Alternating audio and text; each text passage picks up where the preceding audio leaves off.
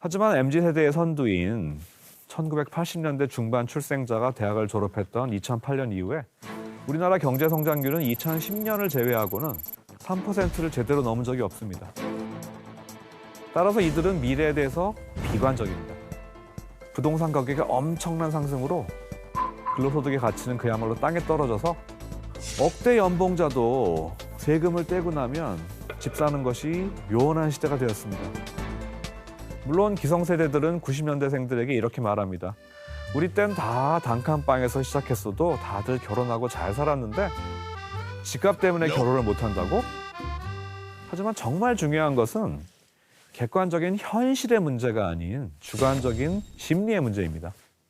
경제 성장기는 끝나고 드디어 정체기에 접어들면서 일자리는 줄어들고 소득 증가는 멈춰버린 뉴 노멀의 시대.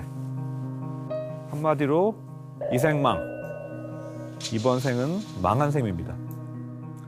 하지만 그럼에도 불구하고 밀레니얼들은 직업을 갖지 못할까 두려워서, 얻은 직업을 잃을까 두려워서 그 불안정한 느낌을 떨쳐버릴 수가 없어서 끊임없이 일합니다.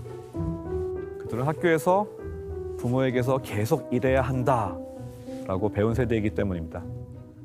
작가는 그 결과 미국의 밀레니얼들이 번아웃에 빠졌다고 말합니다. 번아웃은 그 지점에서 며칠 동안, 몇 주 동안 또는 몇 년 동안 더 나아가라고 스스로 몰아붙이는 것을 의미한다. 모든 내적 자원을 소진하고도 그와 무관하게 전진해야 한다는 초조한 강박에서 벗어날 수 없을 때 번아웃을 느낀다. 서로 다른 유형의 밀레니얼들은 번아웃으로 가는 길 역시 각자 다르게 경험했다. 계급, 부모의 기대, 지역, 문화적 공동체 등 특정 부분이 각각 다르기 때문이었다.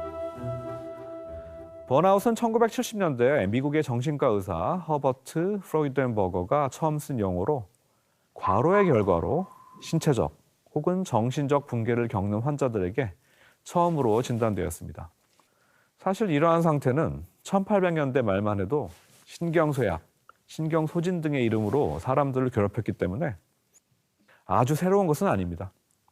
하지만 작가는 이 밀레니얼 세대의 번아웃은 그 강도와 만연함의 격이 아예 다르다고 얘기합니다.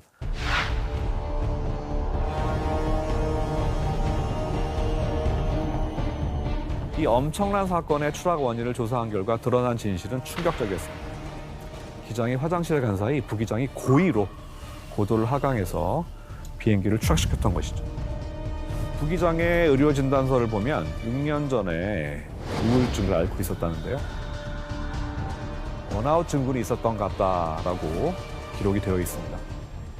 이 사건은 전 세계적으로 번아웃 증후군이 주목받는 계기가 됐는데요.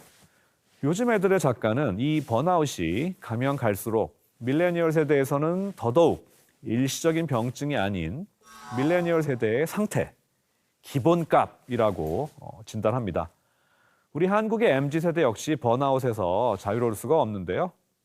우리 MZ세대들이 느끼는 엄청난 불안감, 심리적인 압박, 그리고 미래에 대한 비관은 미국의 밀레니얼들과 크게 다르지 않습니다. 밀레니얼 세대가 그리고 MZ세대가 왜 그리 기를 쓰고 열심히 살고 있는지, 왜 나는 쉬지 않고 일하는데 항상 살기 힘든지에 관해서는 정작 본인들도 깊이 고민한 적이 별로 없습니다. 주변 모두가 그렇게 사니까 그래야 하나 보다 하는 거죠.